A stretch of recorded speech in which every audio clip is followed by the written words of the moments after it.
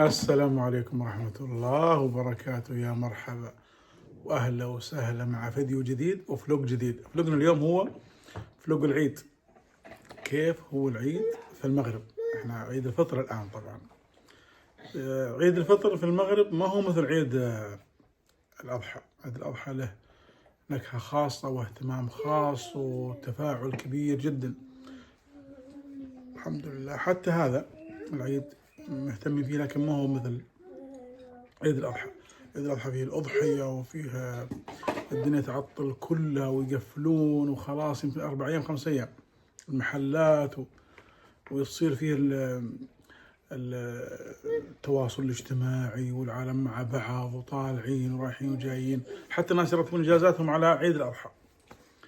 طبعا احنا أصبحنا الصباح وأنا والله ما صليت اليوم، طبعا راحت علي صلاة العيد، لكن صحيت وجلسنا على الفطور. هذا أول ما تبدأ فيه اللي هو الفطور.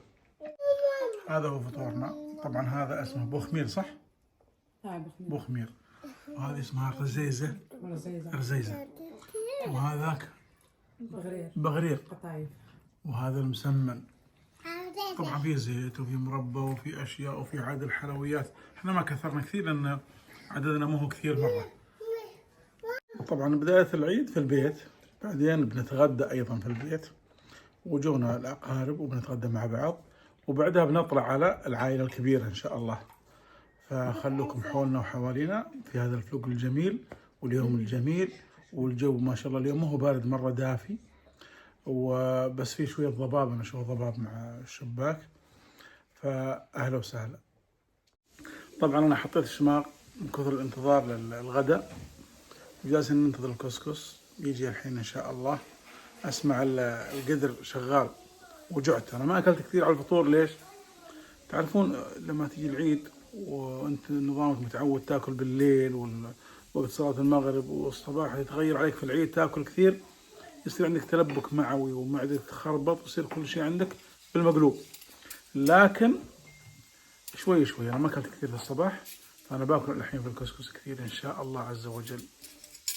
طبعا باقي الطاولة فاضية، باقي ما صار ولا شيء. وين الكسكس؟ ما كنا نحفزوكم باش أنا تحفزت زيادة على اللزوم. خلاص ما عاد عندي صبر، جيعان موت جوع. يلا عجلوا علينا. 5 دقائق وها الكسكس جاي. أنا والله خاف 5 دقائق حقتكم هذه. لا أنا أقول 5 دقائق يعني 50 دقيقة. يلا هذه الطاولة تنتظر فارغة في النص هنا في المكان هذا. طبعا وصل الكسكس اللذيذ. هذا هو ما شاء الله تبارك الله باللحم. أنا عاد أنسى نفسي الآن في الموضوع، لأنه شهروا عليها ما كنا كسكس من قبل رمضان، صح؟ أنا يحطوا لي شوية مرق هنا، لازم أشرب المرق عاد يعني. اسمحوا لنا اللي بعض الناس معترضين على كوكا كولا، والله يا جماعة الخير لازم مع الكسكس كوكا كولا، لازم.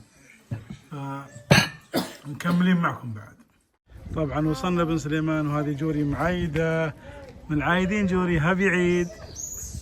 وش نقول؟ قولي عيدكم مبروك. مبروك. بعد ما تغدينا اللهم لك الحمد، الله يديمها نعمة، واستمتعنا بالكسكس الطيب وبالجلسة الطيبة، انطلقنا على بن سليمان. وقفت هنا في المكان هذا بس عشان أصور هذا المنظر الجميل عشان تشوفونه. وهذا كل اللي تشوفونه خلفي هذا على طول الطريق، وانت ماشي ما تشوف الا خضار وربيع. بعد ما جت الامطار في رمضان ما شاء الله تبارك الله حوالي 18 يوم مطر متواصل، وجت الشمس الان بدات الارض تطلق خيراتها، بدا الخضار، بدا الجمال، بدا الربيع. فبيكون ان شاء الله في اكثر من شهر ربيع ان شاء الله، يجي بعد امطار ثانيه ويزيد الخضار خضار وتزداد الارض جمال. خليكم معي شوفوا الطريق الان لين نوصل بن سليمان. يا مرحبا بكم.